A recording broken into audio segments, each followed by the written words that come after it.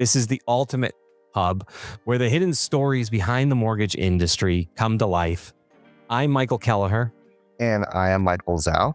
And together we are going to dive deep into the entrepreneurial spirit, the strategic insights, and the breakthrough innovations that built the world's greatest mortgage companies. So whether you're advancing your career, scouting for mortgage leaders, or exploring opportunities in fintech and prop tech, you're in the right place. So get ready to unlock the story behind every mortgage. Today, we're going to dive in, and this one's going to be personal. So if anybody has any questions, you're welcome to chat them up. That's why we do the show live, by the way, is we hope people come in and maybe do have a question. I'm happy to go off of my questions and ask one if you are in the comments, especially on LinkedIn and YouTube. But today we have an intern that has been with me. I even feel bad saying intern. Mariana's been with me since the Easy Mortgage app days. It's actually been so long, I would have to look up when she actually started. And just excited to go through this. So you were I think what people are going to like is you sort of fell into the industry, and everybody says, oh, I fell into the industry. Didn't think I was going to be in mortgage. So I guess take us back there. You're kind of still in the beginning. You were you were born in Mexico. You're from TCU, which is Texas. I'm from Boston. You apply. Like, what was it like after we spoke, and what was the experience where you hear mortgage? Maybe a friend say, "Don't get into mortgage." Can you kind of take us through that day when you finally said yes? Yeah, so a little about my background. I was born in Mexico but raised in Canada. So I lived in Canada for 12 years. So most of my childhood was abroad. I came back to live to Mexico. I started athletics here. Turned out I was very successful, and that opened the doors for me for a full ride opportunity at TCU. And that was very hard to turn down. But I am a go-getter, and that's something that I knew I couldn't let down that opportunity. Going into TCU, I was kind of confused what kind of field I wanted to go to. I remember I wanted to study communications to start off with, so it was very like, oh, I don't know what I'm going to study. Um, but I decided to go with business management, and I remember TCU has a close partnership with Handshake, and I was scrolling down, and that's when I saw your job post up, and at that moment, I believe it was my sophomore year, and I was very interested on entrepreneurship innovation. That was my second degree that I pursued, and I saw that the entire job posting was about entrepreneurship, and it was a startup company. So uh, just learning how to handle a lot of problems on as you go on. So that's why I looked at the job, and I feel like mortgage is all about helping families, couples. It's a big opportunity for growth for help, and that's why it called my attention too. I didn't know much about it at the moment because, as I said, I was just getting my career started. But the more research I did about it, the more I thought this could actually make a big impact. Yeah, you were fantastic. Especially, I was not structured at all. Like, because when you're in a bootstrap world, you don't really have the way to budget help. So you're putting out fires while you're trying to. And I should also point out, I was in charge of sales of a category that did not exist before we came up with it, which was a mobile app in mortgage. And if you want proof, you should look at the industry right now. They're all getting away from mobile, which I think is insane. So I would be off trying to either traveling to conferences or trying to sell and maybe put out fires while you would be doing a wonderful job researching and able to work on your own. Can you describe to others what a bootstrap environment is like? What maybe chaos is like? And then yeah, I guess we'll start there. And then I have a follow up. Yeah, so I think the biggest thing is always putting the customer first. And it's a lot of experience that you get to witness along the way. I think the uncertainty was the thing that I struggled the most with. I had to jump in a bunch of times when you weren't available because you were always busy. And since I was getting started, I was very scared of failure. And yeah, of course, I failed one or two times, but that helped me create confidence in the personality that I currently have. But I want to say it was a lot of challenges to take ownership for either if you mess up or if you do it successful. But it's a lot of learning how to grow throughout the way. And I think I was around like 18, 19 years old at that time. So it was very a very new experience that I am happy I witnessed because it made me the person that I currently am today.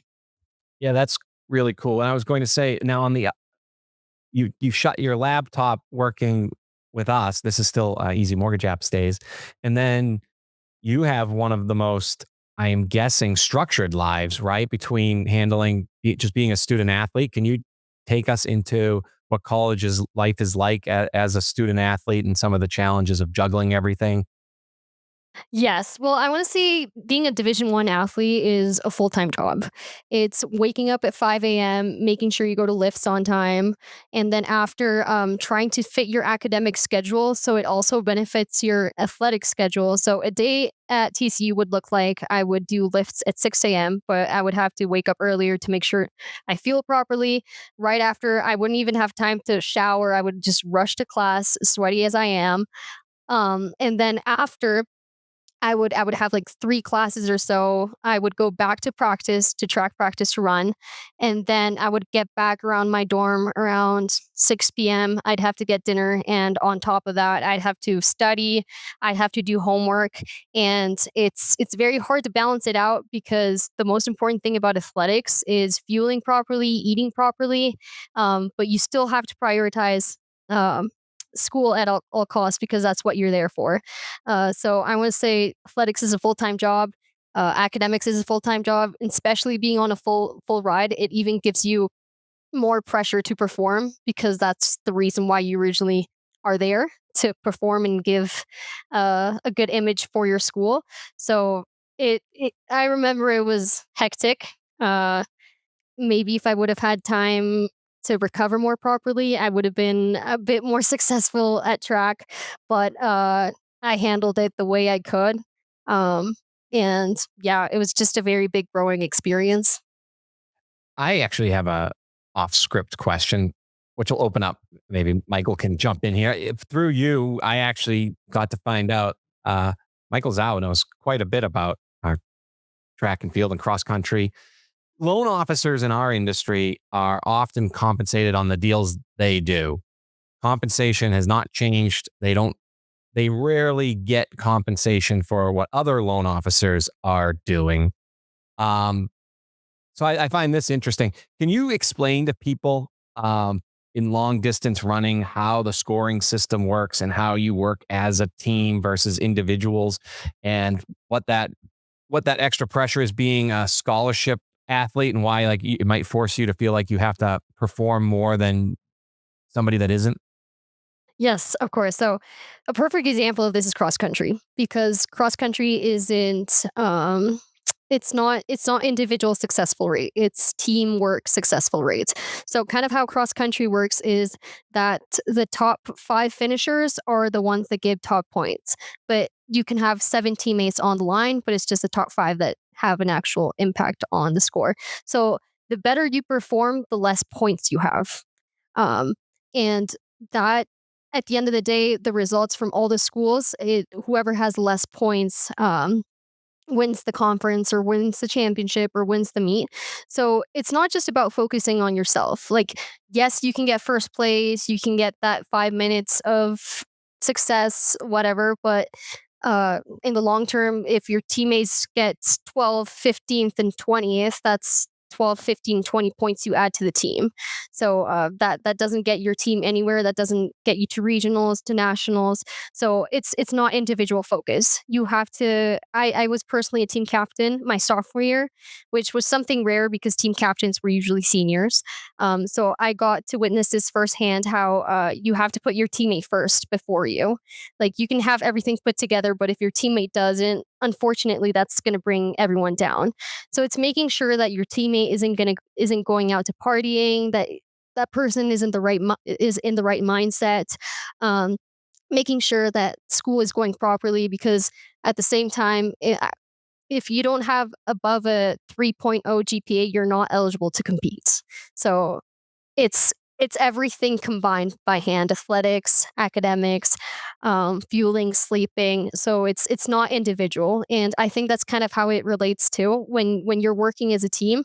Yes, your success rate can be high, but if it's not as a company and as an image, it's not going to be successful in the long term. What does that accountability look like as a leader for you, especially as a sophomore? I mean, going into leadership, what are the qualities of leadership that you need to go to in order to, yeah? So what are those qualities that to enter into that, as especially at a Division One Big 12 school? I feel like the biggest thing, especially on a girls' team when there's like 12 of us, is envy.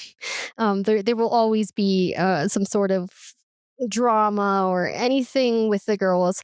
And I think it's learning how to separate any sort of conflict on the team and making sure that each teammate is held accountable of their own actions. And if they were to mess up, to make sure to either address it directly with a teammate or talk to a coach about it. But I want to say accountability is all about uh, just taking into account every single person and not being selfish, and understanding that the results of everyone in the long term is what impacts the the team, not just individually. Our industry is going through a prolonged rough patch. If you are an originator, even if you're an owner, you were not expecting it to go this long. It is painful. It is hurting. And you don't know where it ends. And so you have to wake up every day with the right mindset. And so, congratulations to any listener out there in the mortgage industry. It's about time you get your flowers. We probably should have said it a year ago, but just thinking of it, you earned it. It always sticks out to me the story when we first started talking, Mariana. I would always ask you about track and or track and field or cross country. You talked about the time you hurt your foot. I think it was right before maybe we started working together. And I just found it, the way you handled it, so professional, but I actually learned a lot from it. Can you just talk about how you dealt with an injury that limited your ability to practice what you're supposed to be great at, and then how you heal coming back, your mindset, and everything that goes with dealing with an injury that impacts the ability to train? Yes, of course. So my sophomore year, at the end of December, we had a season opener for track and field, and I ran the mile in 4:55. And that for me was like a 15-second PR, and that's a really big drop in the mile. So I was extremely motivated. My coach gave me a $6,000 scholarship increase.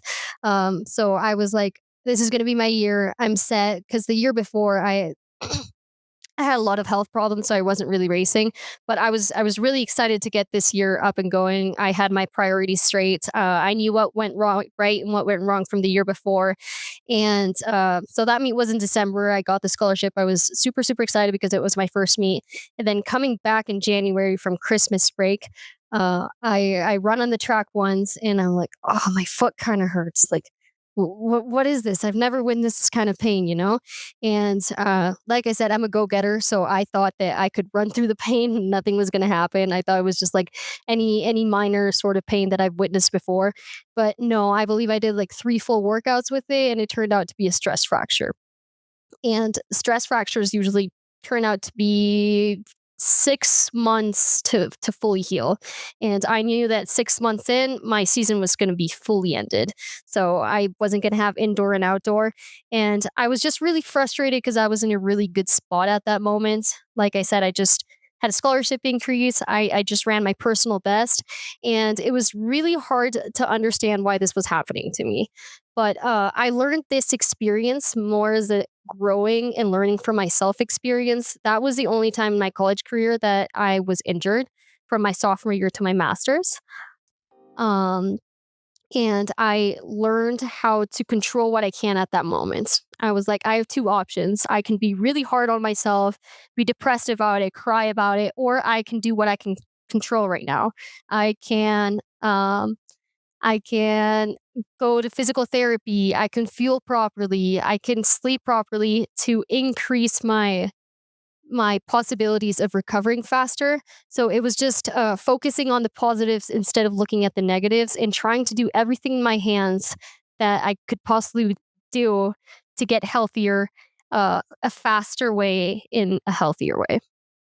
I'm going to cross example what you just talked about, your injury, because in the mortgage industry, we every originator that's out there, even every company that was out there, we experienced a high interest rate fluctuation rapidly. It's like a stress fracture to the entire industry. And what you talked about controlling the things that you can control.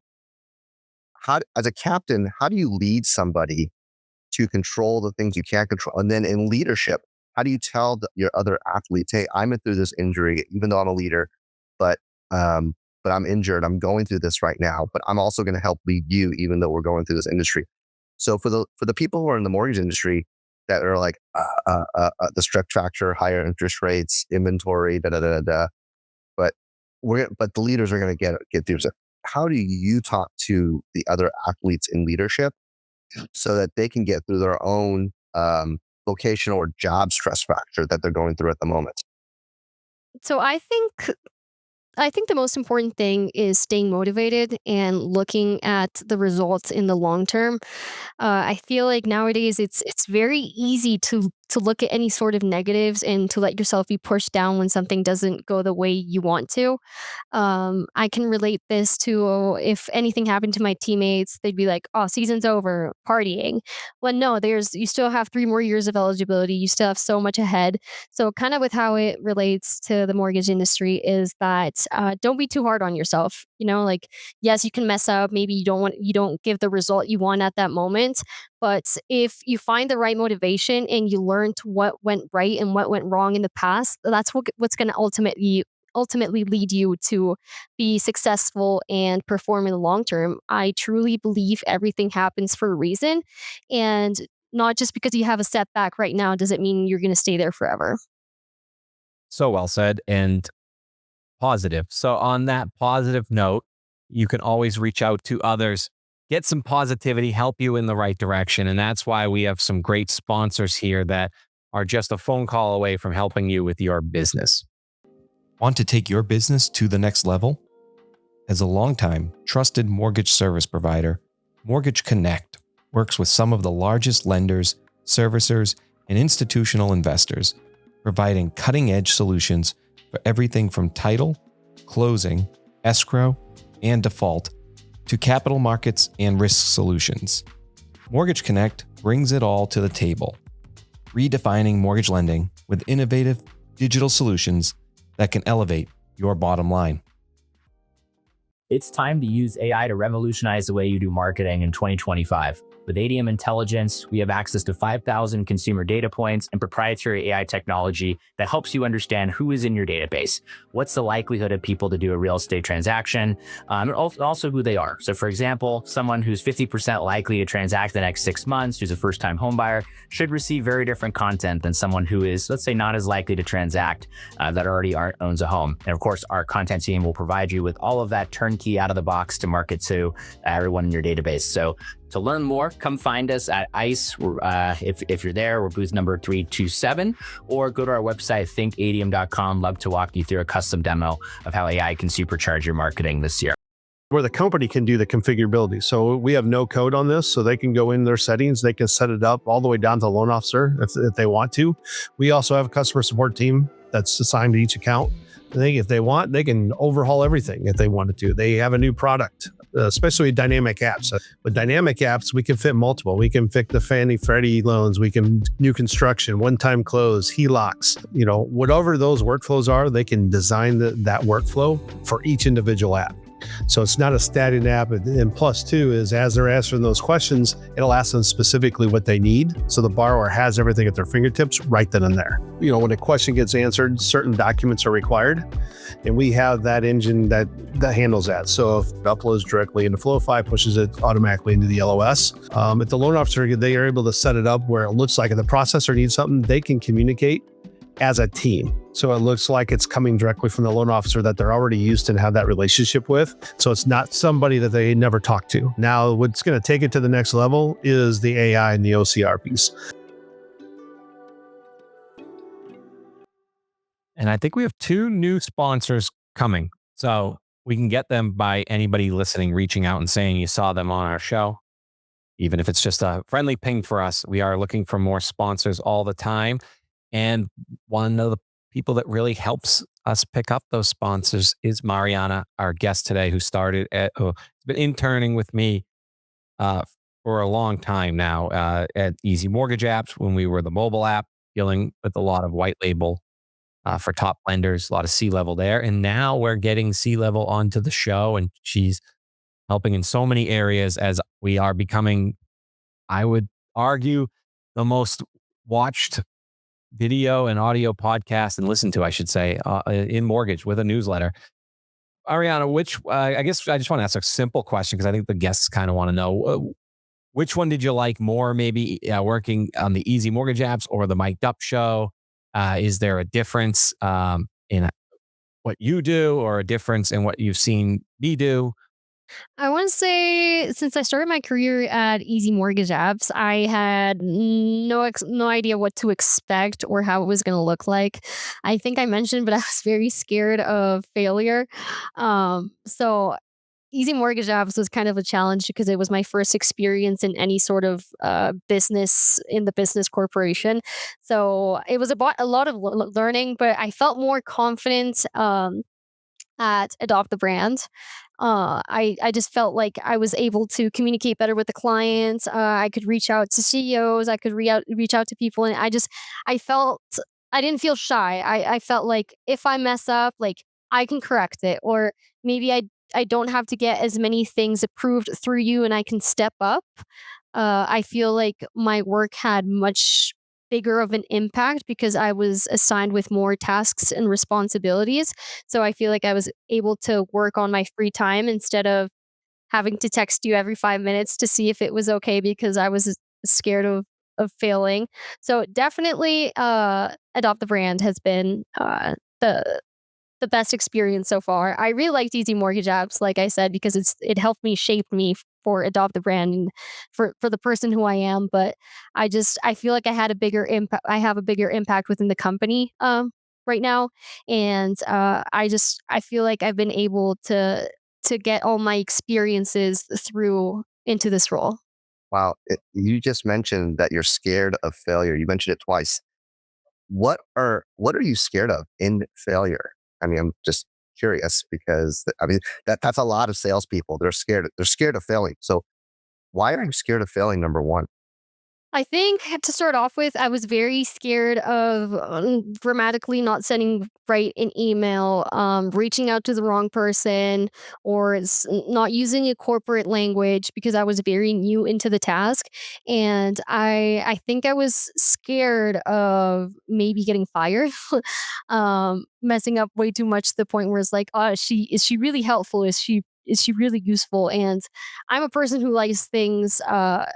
I'm pretty perfectionist, and I don't like to mess up. I mean, I know it's part of the process. I know it helps you in the long term, but I'm just a person who likes things in a correct order, and I feel like that's helped me just have a pattern. So I feel like that's definitely why I was scared of failure. But now that I look back at it, failure was the way to success. If I wouldn't have Sure. failed, I wouldn't have uh, learn from those experience and learn what to do and not what to do. Well, in getting to know us, then I mean, we're not, we're not hard people. At least I don't think we are. In getting to know us, then what makes you feel more attached in owning each task, so that instead of worrying about failure, um, do you? And what is it about the success that you could be attached to? Because I don't know. So tell me about what your mindset is about getting number one, getting to know us, and then using what you know about us to lead into successful task completions. Well, I think both of you guys have helped me become the person I am today. If not, you guys have been like a role model. You guys have like grabbed my hand and like learned showed me what's right and what's wrong. So I feel like that made me comfortable in the long term. Just know that if I were to mess up, like it's not the end of the world. You guys can just show me what what what's the right answer if I do. So I feel like that's definitely something that made me feel more confident going into it now.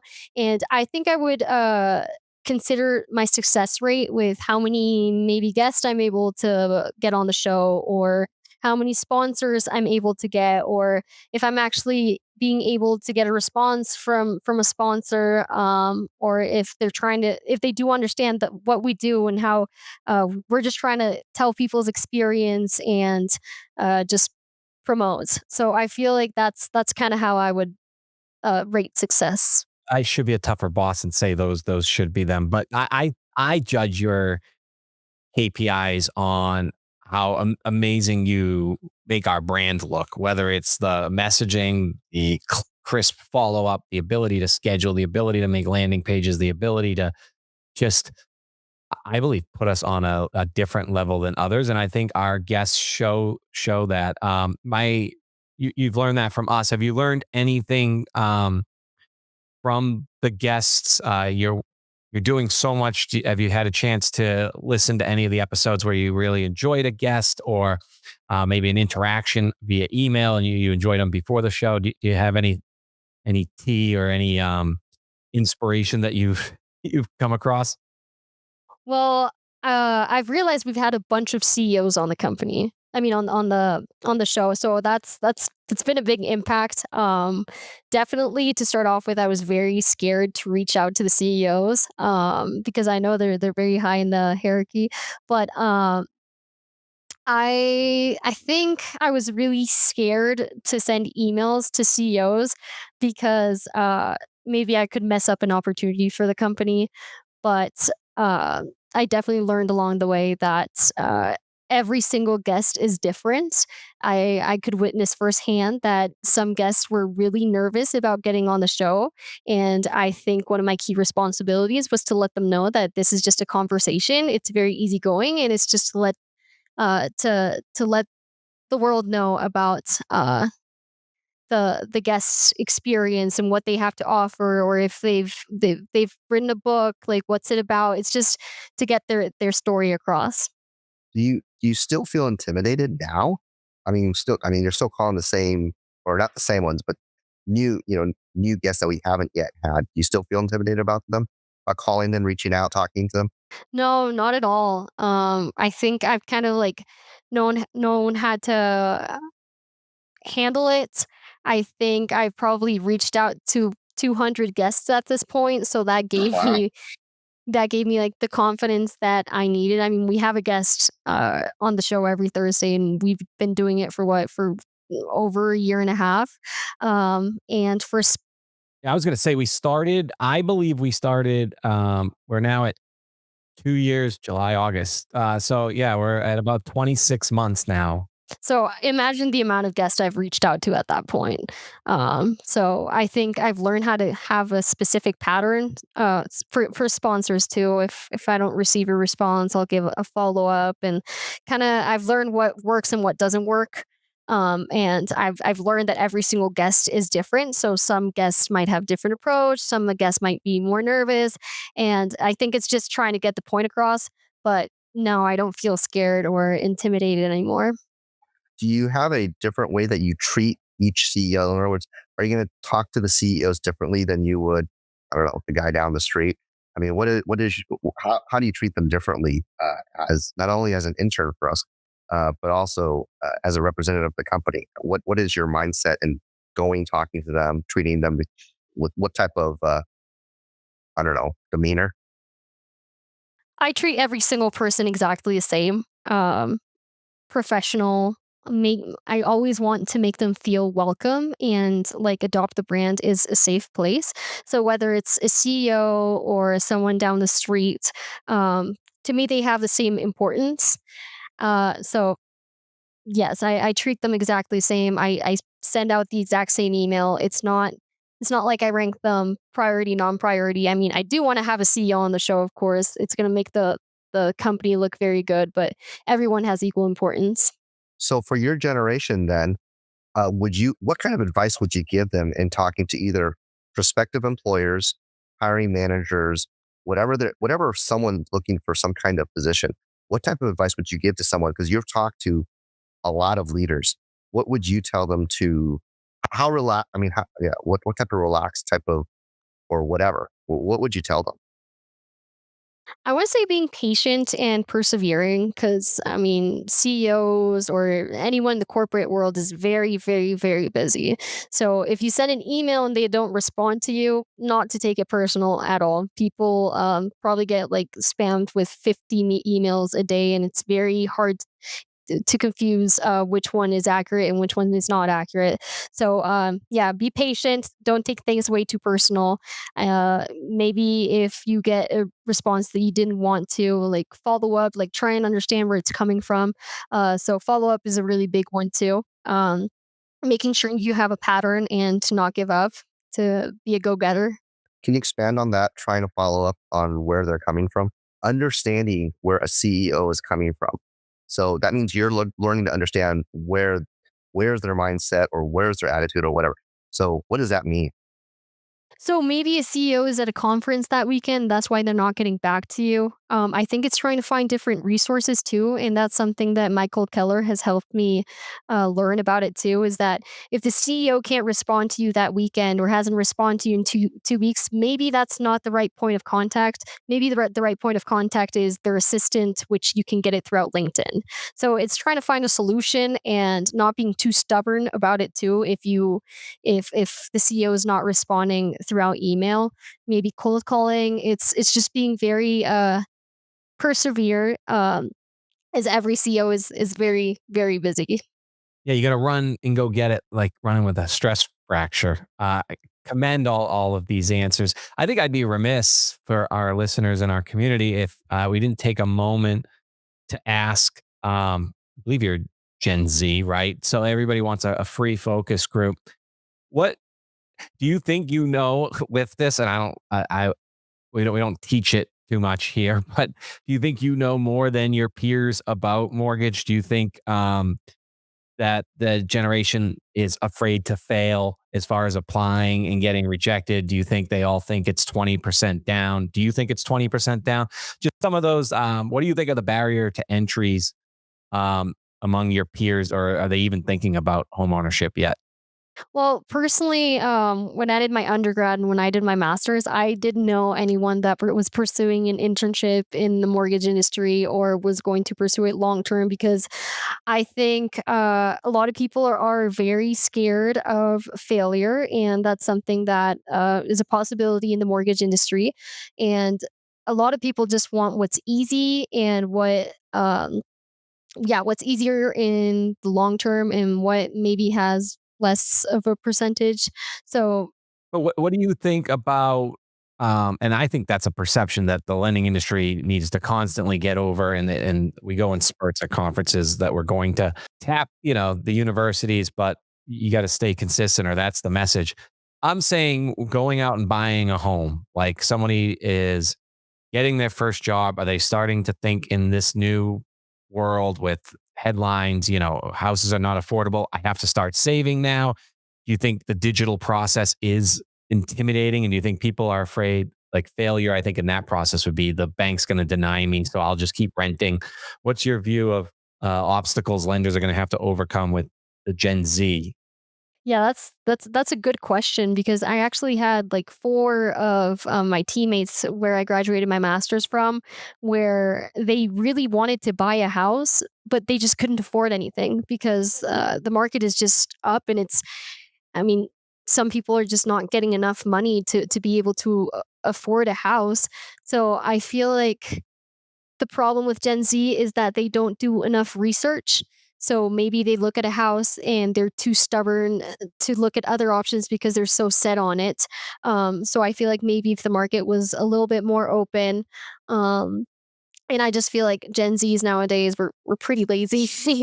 So probably a loan officer just helping them find the best option towards saving, and just more options in the house market. Do you think those four people applied when they determined that they couldn't afford it, like was told? Or do you think they went on a website, looked at what the estimated monthly payment was and said, geez, this is too expensive. I'll just rent. Definitely the second option. People are lazy nowadays. They don't want to do research. They don't want to talk to people.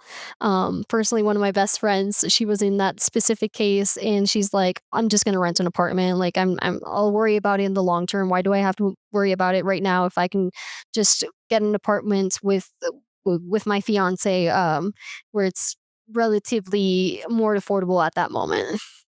That's it. Super interesting to me. We talked about this with our guests last week as well. Um, in the book Rich Dad Poor Dad by Robert Kiyosaki, someone says, "How can I?" A lot of people ask themselves, "How can I afford it?" When really the question should be, "How can I afford it?" Emphasizing a different word to an action. And when you say, "Oh, I'll worry," your teammate might have said, "Oh, I'll worry about it later." It stresses that the emotional impact of money and finances are a worry, and that in your generation, it's like, "Oh, well, that's stressful to me. I need a down payment. I need to worry about credit. I don't know how much. I don't know how much money I'm gonna make." Um, so instead of thinking about that, what do you think could change somebody in your generation to say, what can I do to be able to afford it, instead of saying I'll worry about it later? That's interesting to me, because people say I'll worry about it later versus what can I do to do something about it? I think it's putting more awareness out there. Like I said, a bunch of people are very lazy nowadays, and when they know it's going to be too much research, or maybe their credit score is just very, very low, but they can find like other resources. Maybe their parents helping them out, but I want to say the number one problem is just people not doing enough research. And going for the first easiest and viable option, when in the long term, is that really beneficial, because you could be saving money in the long term, even though it sounds scary. And I view your view of lazy as this world is so quick, like, the doom scroll, and people move on so quick that it's just easy to land on a lily pad and stay there and not jump to the next one because it just makes sense. It's almost sounding like they could be like really hardworking blue collar, but then when they get home, they just start scrolling, and that's like, is that what you mean? Yes, part of it, and then people nowadays they just use their phones. They just use their laptops. It's very sad to see that kind of like technology has influenced on people not being able to have one-on-ones, or not being able to call and do what it was 50 years ago, which I feel like it might have been an easier process at that time. So maybe if someone was interested and they saw it online, they're just like, no, I'm not going to call. I'm not going to put the time or effort in. At least that's what I see it within, like, everyone that surrounds me. You think it would be different if someone had a mobile app? And I'm just going to emphasize to digress for a moment to the mobile app. But if it was like a game, for example, like, oh, I'm going to score on savings instead of just using credit score. In other words, score on savings, and have the goal be a certain down payment amount or reach a certain payment amount. And because interest rates change um, every day, those can be implanted with a mortgage lender and say, okay, if you're going to reach this, if interest rates go down, oh, and alerts that somebody, oh, now you qualify for this one versus this one, or this one versus this one now because rates went down. Do you think there would be, if it was gamified in that way, that more Gen Zers would actually be open to learning about how to play the game of buying the house? Yes, 100%. I think the more easier it is for Gen Z, the better and the more accessible it's just a win. You were always seeing Mariana at easy mortgage apps. Now I'm just going to get on my soapbox and take a 50-50 chance you'll agree.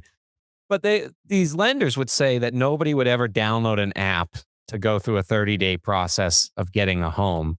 My rebuttal is, one, in what world do you think it's a 30-day process? Just listening to you talk right now, it's a long game.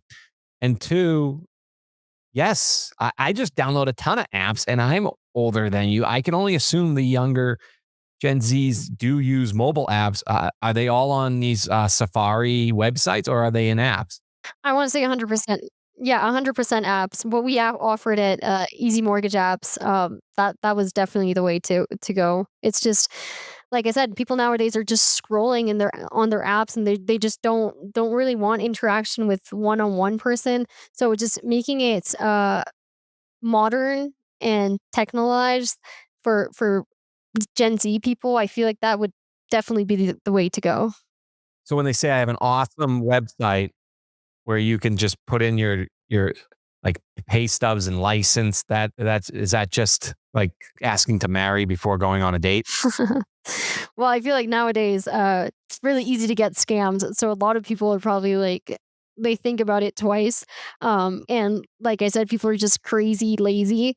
So the moment they have to read something long, they're just like, absolutely not, So yeah. Um, Referencing a question we asked before, have you had a favorite guest, or you thought that whatever that one that you listened to and you thought, hey, you know what? I like to listen to that one again because there's something to emulate from that. Which one of our guests do you think or you just appreciated the personality until they got in the show? I really like Patty. Just knowing her background with Latina and how she's very up there. She's trying to inspire women. She comes kind of from a similar background. I feel like that's definitely the person that I could relate the most to. Um, I know she's very busy, so I'm very thankful she put a time for us. But yeah, her story is just very, very, very inspiring. How she started from from the bottom to go up. So I want to say definitely Patty was my favorite guest. She's Do a you hard ever have? worker. Yeah, she is. Did you have any actually? Did you actually get a chance to talk to her at least for one or two questions on your own as well? No, I talked to her assistant, and Patty was like the small interactions I had with her. She was very, very nice. But I was able to read her full story with the questions you guys were able to provide, and just doing background research about her. So that's definitely what inspired, and obviously the show too. I'm curious what you think the direction of the show will go from here. Like, what are you seeing as far as our future guests? What anything you could tell the audience as they're listening to look forward to? I mean, we already have like 10 people booked for 2026. So it's definitely going in the right direction. We're booking people in a crazy amount of way. I know people are very invested in this. I mean, it's getting to learn every single person's experience and what they've witnessed in their lives. So I definitely see this growing. I mean, like Michael Keller mentioned, we've been almost 2 years doing this. I can see this growing rapidly. We already have 3 sponsors and 2 more potential sponsors. I can see us uplifting both in the short term and the long term. Is it's seen to be very successful. It'd be a wonderful gift. Contact Mariana or somebody here. Promote your CEO on the show and then say, look, I can book you if you say yes, but this is a gift to you because it's just like you shouldn't have just like everybody should have an app in mortgage. Like that's crazy to me. As I do research, the first place I go to research is YouTube and Apple Podcast. And there are some people that we are the first time they're getting any exposure. And I think I'm betting on forget Gen Z, millennial, like millennials are still going to be changing jobs. I think long form is like the best way to find out the place you're about to go work for is watch how they interact in these videos. Like it's almost a reverse interview.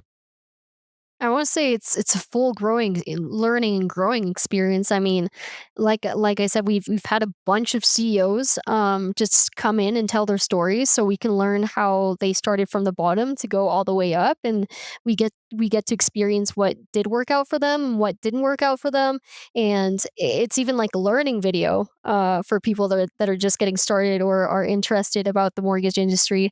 So that's something that I would definitely recommend someone who is starting off in the field or is very interested in getting into the field, because it's just very investing and it's very self-learning. Is it intimidating to watch people go on the air? I mean, people are afraid to go on video. People are afraid to put out a podcast. They might have like 2 episodes or 5 episodes, and so, do you think it's intimidating for you to reach out and say to be on a podcast? And what do you think of podcast industry for somebody that wants to get into it in sales, like an originator? I wouldn't say it's not intimidating for me, but I can see their perspective for being on air, as they do not know what to expect or how it's going to look like. But as for me reaching out to them, I have nothing to be shy or scared about. It's more about me trying to get the message across and them trying to understand what we do here, and that there's no pressure and it's just very easygoing. I want to segue out. Do you hear that, everybody? It's so easy to come on this show. Please reach out, and sponsors, please. It's not just a growth game. We say retention. Hey, you want to sponsor? We'll put your best 5 clients on. We'll get them on the show as soon as we can. I wanted to go back. I didn't want to miss this question. I remember we were working together, and at one point, sophomore becomes junior, junior becomes senior, and you get a new coach. And when you get a new coach, this isn't high school here. This is a college coach that comes from another Big Ten that brings their whole team in, and then nil or whatever it is, they can actually transfer people in. So the culture changes. That's a huge thing in mortgage right now. Change management, culture change. Can you talk about that experience that you went through? Yeah, just that experience of dealing with that change and how it shaped maybe your ability to handle change in the future? I want to say it was very challenging because every coach has a different approach towards training and towards traveling, and honestly, just athletics as a whole. At one point, I was really scared because I signed my contract under the first coach, not the second coach, to the point where it's like, my contract going to be, is it going to be, is it going to be respected? But I think it's just not being too worried about it, kind of going with it and learning from the coach, just seeing what approaches he takes that are different from the other coach, what worked for you in the past, what doesn't work for you in the present, and just applying those things and just being full communication. And I feel like once you communicate, there's nothing you can't beat with that. But I want to say change is very, very scary, especially with how the world is evolving nowadays. And I think it's just doing research and communicating that you could overcome these challenges. Do you when you talk to the other runners regarding the coaching change, do you do you not just talk to the runners on your team, but do you network or talk to the runners, for example, like you talk to the kids at Baylor, you talk to the kids at Kansas State, talk to them about their coaching techniques, to help ease that stress of changing that coach, or even learn new techniques and figuring out what they're doing differently? Yes, I actually made a bunch of best friends at Baylor because of that. But yeah, I mean, it's also really easy to transfer. So if the coach doesn't work out for you, maybe the best option is to try and find another school. I mean, I did that my senior year, and I had my best master's year at Elon University. But yeah, I feel like communication is everything. I think something that's very easy to be turned down with is negativity. So maybe one teammate doesn't like the coach, but you really like it, but just hearing so much negativity about that coach from that person, like, makes you start believe that maybe the coach is wrong when there's nothing wrong with that coach. So I think it's also just making your own idea too about it, and just not closing all the options because you've heard negative feedback. Do you have a favorite runner that you looked up to, or someone? I mean, the track and field, the sport of track and field is just blown up in records lately. So, well, so many events actually, whether it's pole vault or the recent 800 meter with a 16-year-old running a 142, which is crazy. But or Yeah. yeah, who's your favorite runner? And tell us the story of how that came to be. I want to say Sydney, the 400-meter hurdle runner, Oh yeah, Olympic Sydney champion. McLaughlin.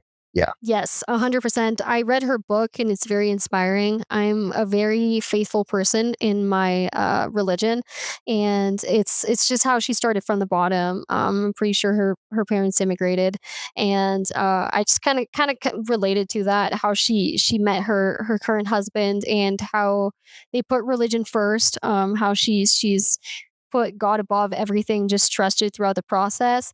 And I really like how she's very humble. If you watch one of her races when she wins, she's not like Noah Lyles who like rips his shirt off and like starts yelling at the crowd. She's someone that takes a deep breath, takes the win, and celebrates in her own way, but in a very humble way. Thank you for sharing that. And thank you for sharing some more about yourself there and personal there. Appreciate that. And thank you for joining us on this journey into the heart of mortgage innovation. Remember, every mortgage has a story, and we're here to help you write yours. If you enjoyed today's insights, please subscribe, share with your network, and connect with us on social media. Until next time, keep pushing the boundaries and uncovering the stories that drive our industry forward.